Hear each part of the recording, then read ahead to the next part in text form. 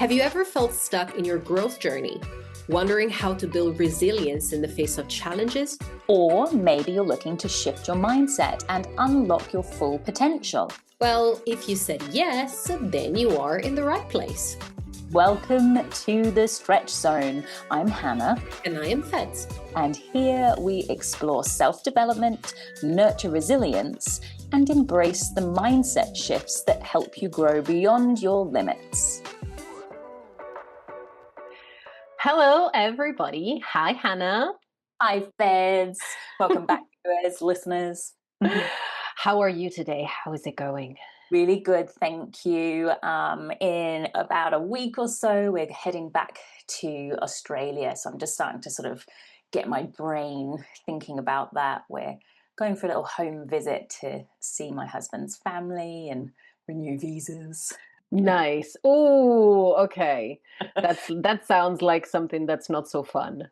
Not so fun. Not so fun. Yeah, not so fun, but it has to be done. I'm going through something similar with my family, so yeah, I can relate to that. Always.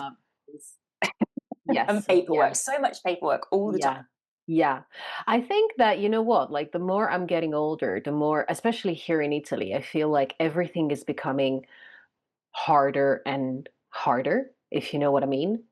I definitely think that it's almost like we've made life so simple that it's now becomes totally the other direction. It's because Yeah. there's an app for everything, and then Yeah. you've got to do all these different steps. And like Yeah. every company, maybe this isn't a good explanation for Italy, but for every company or everything that you have to do, there's always like, okay, we're going to make it really easy for you to go onto this portal, make a password for this, make a password for that, give me all this information, and you can put all your information here, but we need it 10 times. Yeah.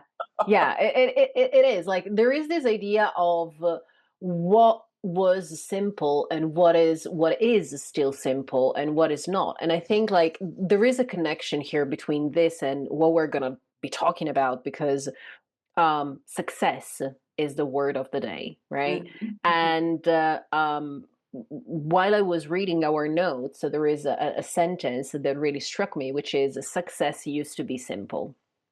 And it kind of it makes sense, right? Like back in the days, being successful, I'm thinking about like my dad generation. My dad is 81, just so you guys have an idea of what I'm talking about. Yeah. Back in the days, you know, it was pretty straightforward. You get a job, you buy the house, you hit all the milestones, but it was pretty straightforward, I feel. And it has become more and more challenging to really understand what success is, especially for people who have moved abroad, like the two of us and many other people, hopefully, who are listening to us right now. So it's what used to be a measure, to understand if you were successful is not really that relevant anymore. And all the things, all the elements that contribute to your success, like describing, we were talking about that like not 5 minutes ago, describing what you do as a job, understanding what to put on your CV, understanding what success means to you, because for a person like my dad, success is just simply making a lot of money and get the nice car. For us, success is something a lot more complex and difficult to define, right? So especially when we move around, and we moved around in the past, like I found myself thinking, and I'm thinking about that right now, actually. My British CV doesn't make any sense here. My Italian CV didn't make any sense in the UK, so I had to rethink everything. I've been changing very often a description of what I do, and when people ask me, okay, so what do you do? I really struggle to make them understand, and I think probably for you is the same. So I feel like all the checklist that we used to have in the past doesn't really work anymore. we've moved in a different direction. We've moved forward, and Yeah. it is actually really challenging to understand what makes life successful now, right? Yeah. Um, and I think here there is a mindset shift that we need to start working on. So, funny enough, I had this conversation with my American friends when I was living there because I was like, well, you guys have a very clear checklist of what Hmm. success is. You know, Hmm. you get a degree, you get married, you have a kid, you get the job. You like, there's like a set checklist, but is it really a checklist? Like, is a success a checklist, or is it more of being aligned with who you are and what you want in life? Like, do you have a cause? Do you have something that gets you out of bed every morning? So that's, I think, when we can start talking about a different kind of success. But before we get into our experiences, tell me a little bit about the science, the psychology of Yeah, it. so I did some research into the psychology behind um, the metrics of success, basically. Hmm. And the number one theory that came up is identity theory and role loss. And according to the identity theory, we actually build our self concept around roles. And that's so apparent. It is so apparent. You just said that number one phrase that can at times fill me with dread. I'll go into that in a little bit, but not right now. I'll continue with this. But it's the phrase of what do you do? For me, I can at times through my life, I found that quite loaded, that question. So we have this concept around our identity fits with certain roles in life. So it could be that we have a certain job title, right? Or a certain type of job. Most people will straight away talk about their job when you, especially when you ask about what do you do. And we Yeah. often really relate our identity to our job. Yeah. Some much more than others. There are very Hmm. specific types of jobs out there that really hold tight with identities. Probably your medical fields, let's say if you're a doctor, maybe you're a dentist, maybe you are an astronaut, a pilot, a nurse, those types of things, or a postman, maybe. I don't know. It could be that those are really sort of held in your identity. I don't know about being a project manager. I was at one point, but I never really, I fell into that job. So I definitely didn't think of myself as this is my identity, but it still Hmm. was, I'm an employee. Maybe the job title is for you right now that you're a parent. Maybe it's that you are a partner. Maybe it is that you are a daughter or a son or a cousin. These all still fit into our identity and our roles in life. Some obviously Hmm. are probably valued potentially or higher up the list than others. And when you leave your home country, many of these roles, they just get disrupted to the point for some of us where they just vanish as well. Hmm. Yeah. Um, and in that move, especially for some of us, myself definitely included in that. I am the follower. Um, I'm the following partner. So quite a few of my roles definitely disappeared in this particular move. Whereas for my husband, he actually gained his role back, and that was the reason why we moved, was because of his career uh, that got disrupted in the pandemic.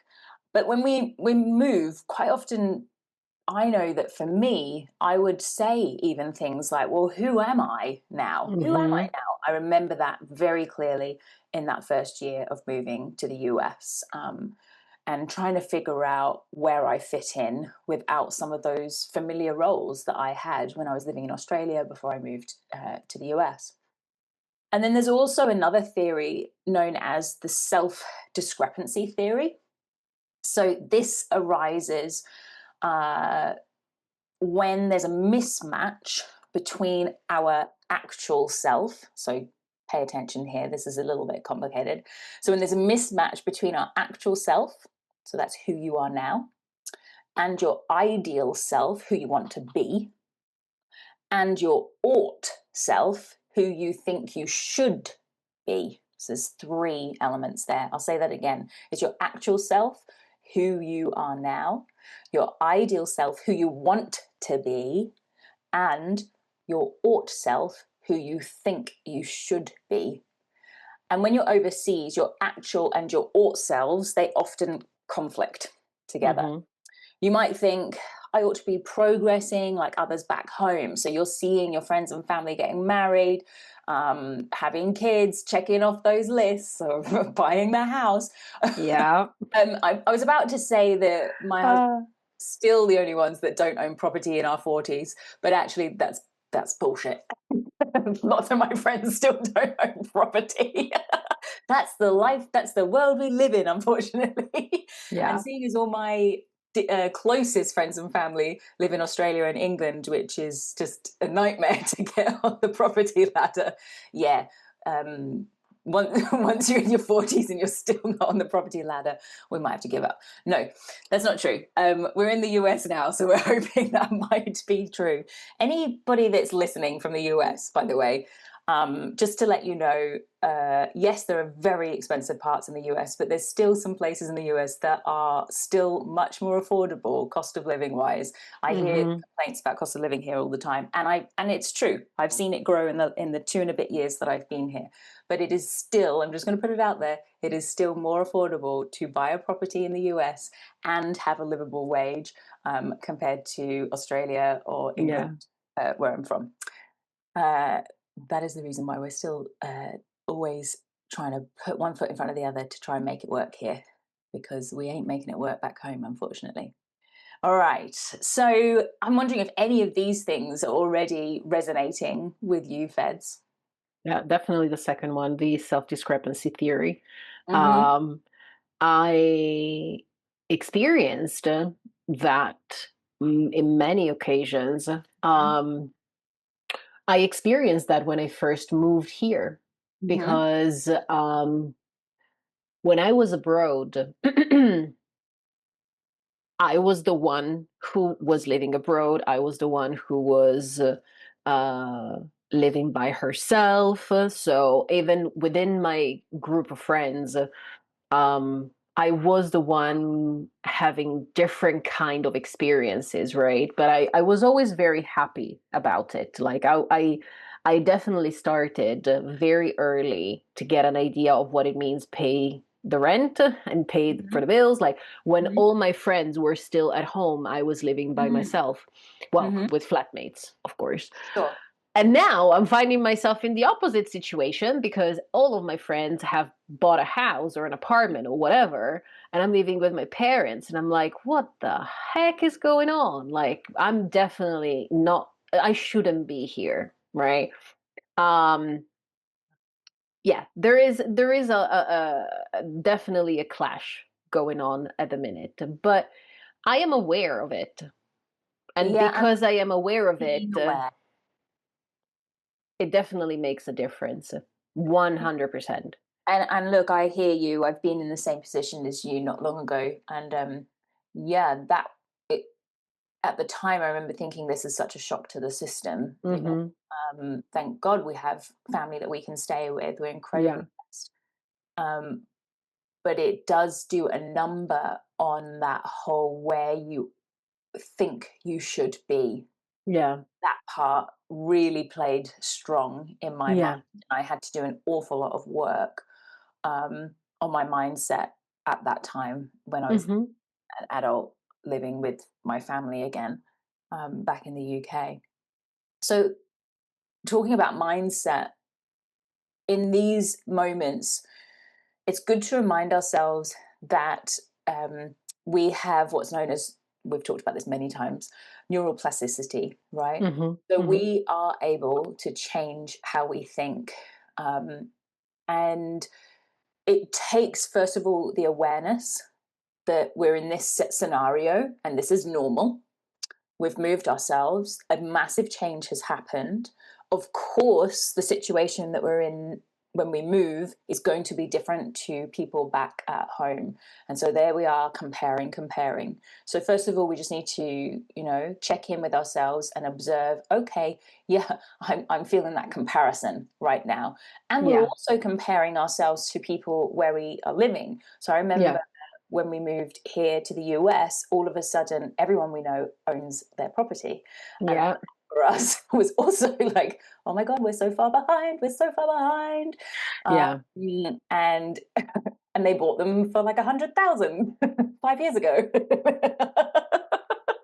And you're thinking, and now, by the way, they're worth Ha. like 600. So, Yeah. so yes, cost of living, everything has grown here. But it's that you know, you have to really check in with yourself. Everything changes when you move, your status, your money potentially, and it could go up in a different direction as well, right? Yeah. I moved to Vietnam and all of a Yeah. sudden I'm the wealthy white woman, even Yeah. though I was sleeping on a mattress in a shared apartment, on the floor. The mattress was on the floor. I didn't have a bed. I didn't even have a wardrobe at the time, but I was relatively wealthy. I don't think I was as wealthy as people maybe thought I was. But suddenly, you know, things start to shift. I was still Yeah. wealthy enough to be able to, you know, pay my way quite comfortably. Yeah, yeah, yeah. And I think, like going back to the idea of success, like success may change, the idea of success may be different. For some people, owning a property doesn't mean being successful. Like there are other ways to understand or to feel successful. I think like the idea of owning a property is I guess in some countries, in some situation, is slowly becoming less and less appealing. Apart from the fact that it's harder and harder to buy one. So I wish that it was something I didn't need or want. It would yeah, take a lot of pain out of our life. yeah, I must admit, I feel like there's this sort of conditioning potentially. yeah, I, absolutely. I will also totally. Uh, some days I'll be like, we don't need one. It's totally fine. We'll be okay. And then some days I then talk myself completely into it again. Yeah, One of my friends here is a real estate agent or a realtor, as they say here. She recently helped a couple sell their home because they no longer wanted to be homeowners, so they now rent. They just didn't like being yeah, homeowners. yeah, Um, the benefits of it, didn't like yeah, the and the money that it was. So I thought that was really fascinating yeah, and really appreciated that was a way of looking at things. And I don't yeah, know what their financial status was. I didn't ask about that, and I'm sure she yeah, doesn't. yeah. But I did think that was really interesting Mm-hmm. when, you know, we're really brought up in a world where that is a priority to Mm-hmm. Yeah, definitely. absolutely.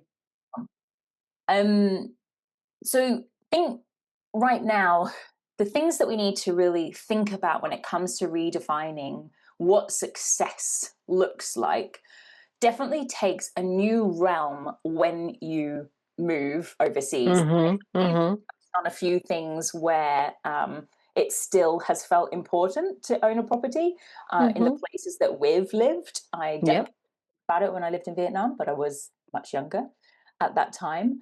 But I know that even the Vietnamese wanted to own their own property. So Yeah. it's certainly one of those things that does stay strong. Yeah. Yeah. I'd love to talk a bit about a time where things really did feel different for me because of the places that I lived. I remember when I lived in Vietnam that I was, you know, a young-ish white woman. How old was I? I was 26 when I first moved there, and I stayed there for 3 years. And so, first of all, they were always not shocked, but would always comment on the fact that I wasn't married and that I didn't have. Mm-hmm. But already there was that was like, huh, okay, that's interesting. So that was Yeah. clearly seen as a success, the marker for Vietnamese, especially Yeah. women. And so they Yeah. would sort of comment quite a bit on that. And I remember I didn't really didn't change how I thought. I just thought, oh, different cultural things here. So I didn't take the pressure hugely, but I do remember Mm-hmm. it. And Mm-hmm. then I remember another thing was that it was almost like a little bit of a surprise that I worked being a white woman there. They just sort Yeah. of assumed that I would have a husband that would be paying for Provide. bride. So it Yeah. was kind of like, oh, you work, that's amazing kind of thing. Ah. So that was kind of funny and interesting. Yeah. Then, funnily enough, when I did start to take things to heart was when I moved then to Australia, and Mm-hmm. I was a full-time yoga teacher in Australia. And I remember the first year, this used to really wind me up, and I really mentally struggled with it. So people used to say to me, "Oh, what do you do?" And I'd be like, "I'm a yoga teacher." And then the next phrase quite soon after would be, "Is that all you do?" And what else? And fair enough, because yoga teaching isn't really well paid, although Oh, actually in Australia it's very well paid compared to England or oh, America. bless. And that used to really wind me up. It was like, oh, that's it. And over time that built and built and built in me that I Yeah. it's actually stayed with me Yeah. till now. And I think Yeah. part of why I've driven myself Mm-hmm. finally in my 40s to anyone that's watching, I'm doing inverted brackets here, inverted commas, be more successful in my. Yeah. You know what? I was well, if people are just listening, sorry, there's a monkey next to me, so it looks like I'm touching something under the desk. It's my dog. It's not a Uh, monkey, it's exactly. It's not a monkey, is my dog. She's particularly cuddly today. I was laughing, I was smiling when you were talking about your experience in Vietnam because I had a similar experience, but in the US indirectly. mm-hmm. But I moved to the States when I was 31, 31, 32.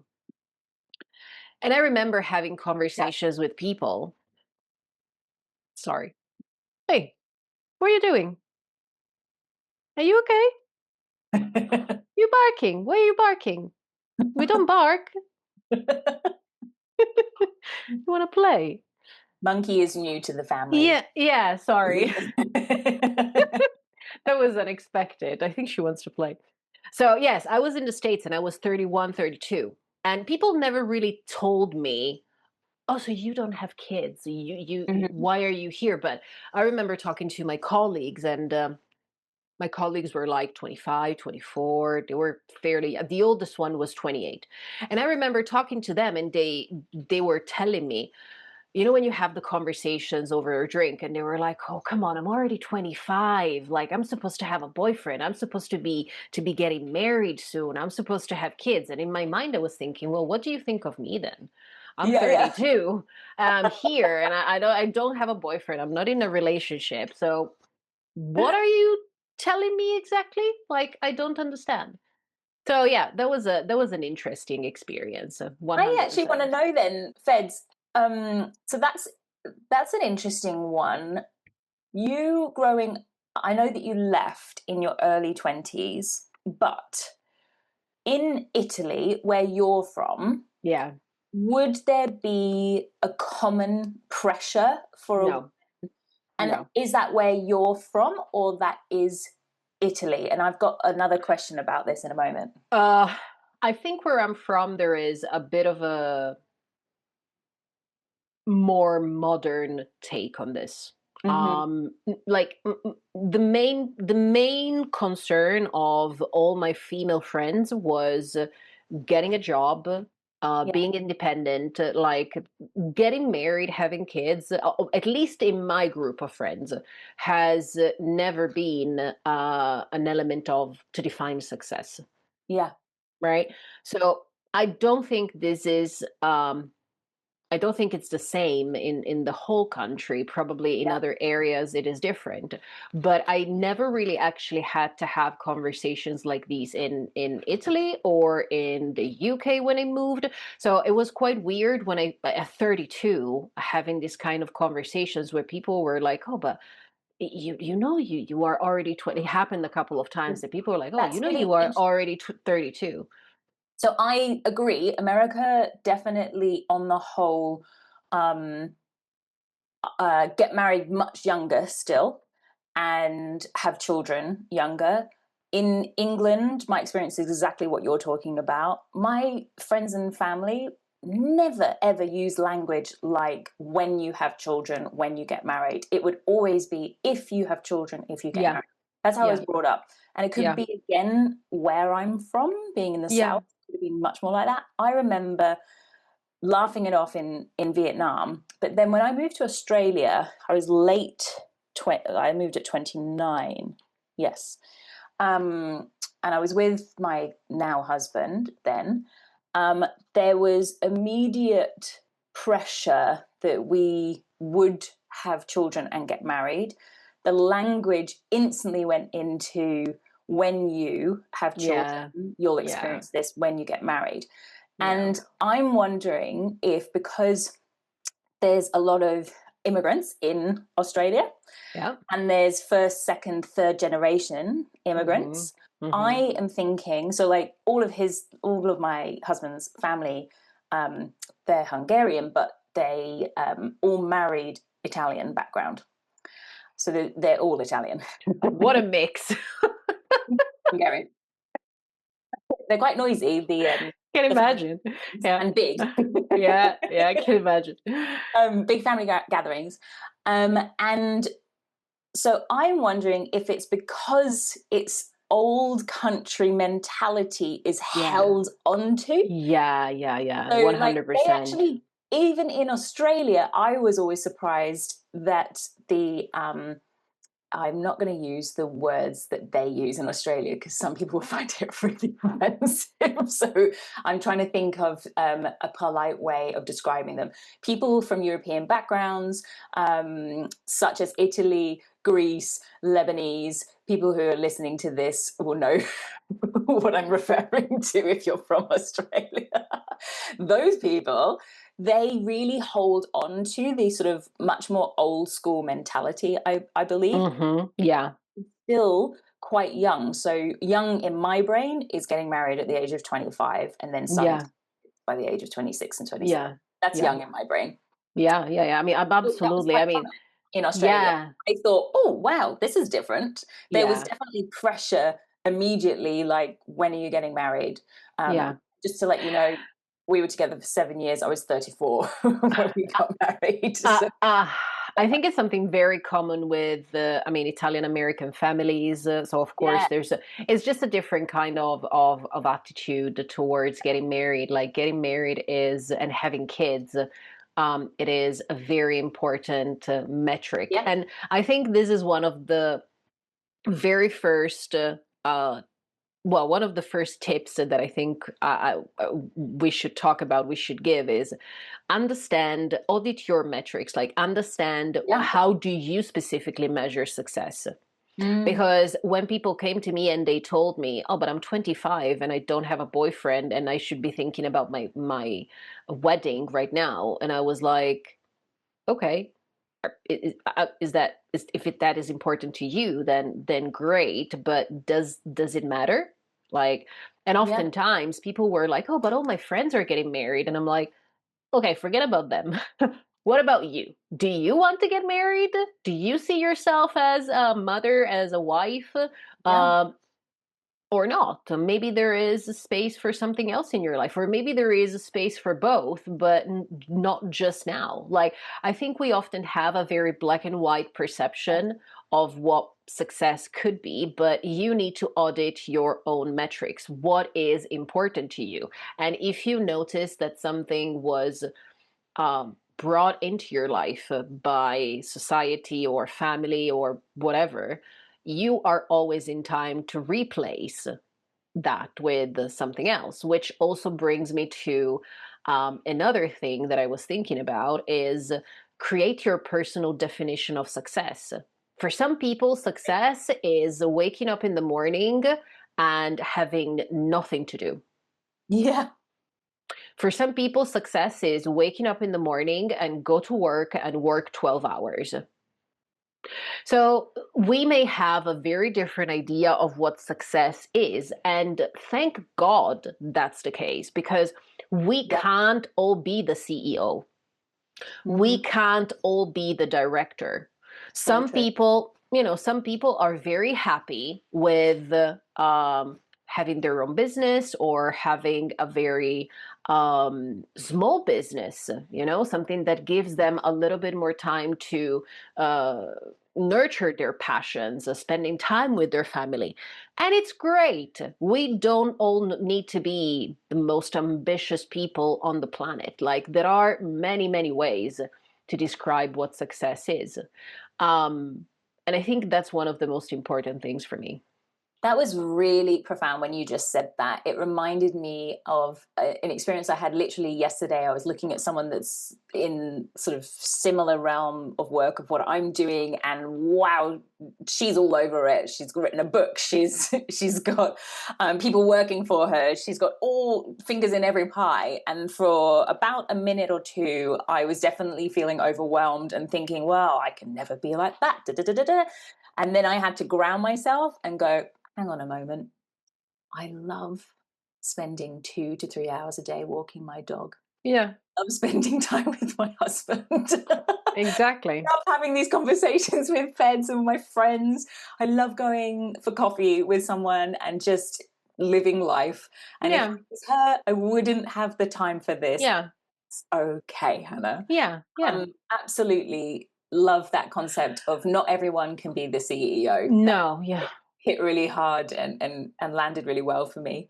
Another yeah. thing here is just to remind ourselves that when we do move overseas, it can be, on one hand, it can sort of put a bit more pressure on us because suddenly there's Mm-hmm. new pressures, but it also just really opens up your mind to Mm-hmm. different possibilities and different ways of living, which maybe Yeah, you never have had if you'd stayed where you are. And that's ultimately the reason why I love yeah, to live in other places, is yeah. that people live differently, so therefore success is measured differently. Exactly. Yes. Um, One thing that you were talking about writing a book and having people working for you. Just because it's not happening right now, it doesn't mean that it can't happen in the future. Very true. My mum once said to me not that many years ago, "Hey, Hannah, have you ever thought about doing a podcast?" And I laughed in her face There we and go. said, "Absolutely not. I don't have the time." Yeah. All at once. And here I Perfect. Yeah. So, like, I think ditching this idea that there is a pre-made timeline that is applicable to each and every one of us, it's a very good idea. Also, because to be fair, I mean, I'm talking about America now because that's where my experience is. Um, Sticking to a specific timeline that was preset when you are young, it doesn't necessarily guarantee that you're am. gonna you're gonna Hit you're them gonna all. be happy forever. um you know and eventually I know a lot of people who ended up turning their timeline upside down because they realized that they made the wrong decision when they were too young. Yeah, So, give yourself the time to fully understand what is it that you really want. absolutely. Um, I'm curious. Anything? Yeah. Yeah, go No, no, on. I was just thinking, like, I would be very curious to know how people define success, because I don't think many people spend time reflecting on this. No. Um, so if you guys are listening, and if you would love to let us know, please, let us know.